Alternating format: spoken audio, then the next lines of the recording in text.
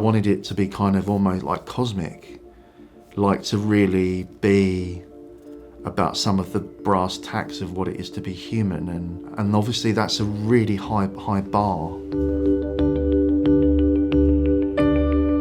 So my name's David Eldridge. I am a writer. I work mainly in the theatre, a little bit in TV as well. My play End is the third play in a trilogy of plays. So these three trilogy plays, beginning, middle and end, all look at key crunch moments in relationships. So beginning is a play where a couple get to talk for the first time after a party, and quite early on in that play, the woman says to the man, "I wanted you to stay." And then in middle, that play is a couple that are 10 years older, and about page 2, the woman says to her husband, "I'm not sure I love you anymore." And the rest of the play kind of deals with the repercussions of that. And in End, where we are now, it's a couple that are 10 years older again, and the guy says to his long-term partner, "I don't want any more treatment." So the play looks at the repercussions of that kind of axis shift.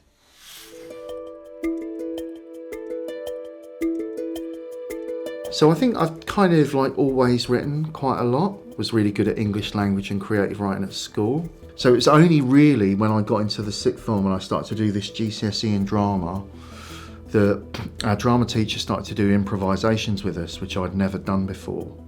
And in that small drama group of 3 others and our teacher, they all thought my improvisations were really good, So that made me want to do more and please them more and see how far I could push things, I suppose, yeah. Well, that drama teacher, Ruth Pryor, she encouraged me to get involved in the school play that year, which was The Crucible, which I'd have never ever in a million years gone near before. I had this sense as well at that very formative time, in the midst of being in the school play, doing improvisations, going on a theatre trip with Shakespeare of all things, that it could be incredibly powerful. Overnight I'd gone from being a history and politics person to someone who wanted to do drama, and that was all I wanted to do.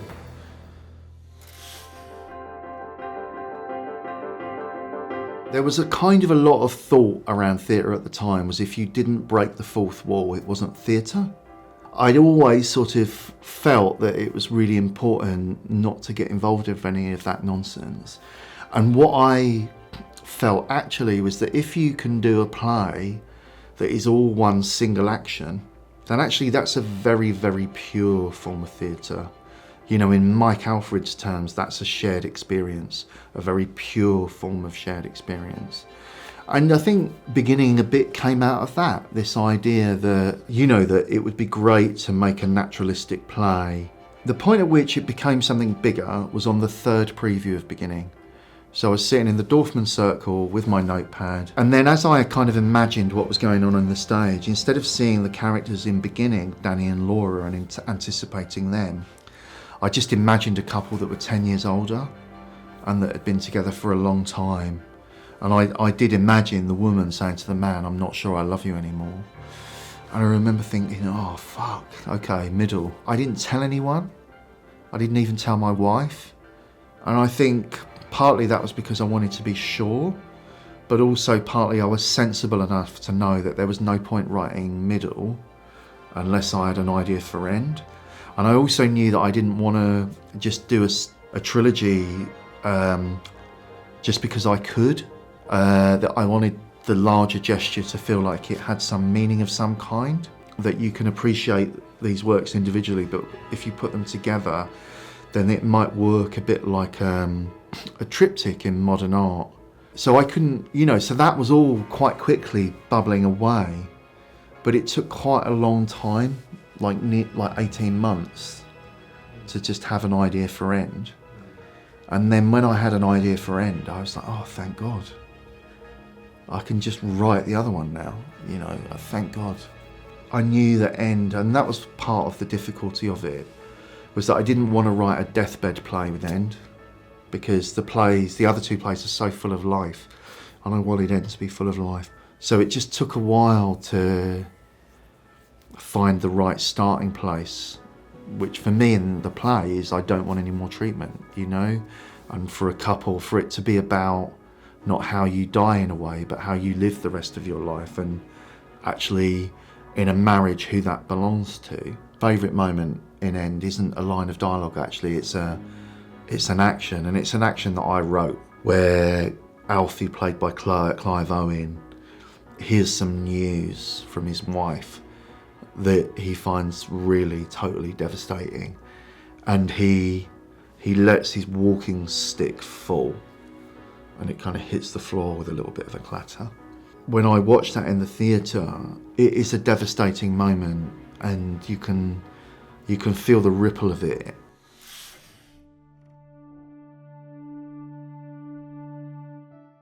I've been doing this for 30 years now, and the blank page is still terrifying, and rightly so, you know. But I do think I'm an actor's writer. I really try to write well for actors, and I know that when actors have worked on my plays a bit, that they go, oh yeah, we didn't see that before because we weren't standing up and we weren't in a room or a real space, and actually it makes sense now we're not round a table in a way, when it's embodied in 3 dimensions. And that's what's really interesting to me. Theatre, of all the art forms, to me, most closely embodies you know, human existence, because it's so ephemeral and transient, you know. So there's always struggle in them. I think that it's always quite exposing when the plays are on, however much I enjoy the culmination of the process and being in rehearsal and having the company of actors and all of that. You know, you always sort of put a play on thinking, or hoping at least, that everyone will love this, and the response your play will get everyone every night from an audience is rapture. But in reality, what happens is, as soon as you put a play in front of an audience, even when it goes really well and people really like the play, is that there's always someone who leaves early. You know, there's always someone who you can see sort of complaining to their partner as they pick their way out of the auditorium. And you know, and you have to get your head around that. That's just part of it, but not always easy. But probably what makes the medium quite interesting and democratic as well.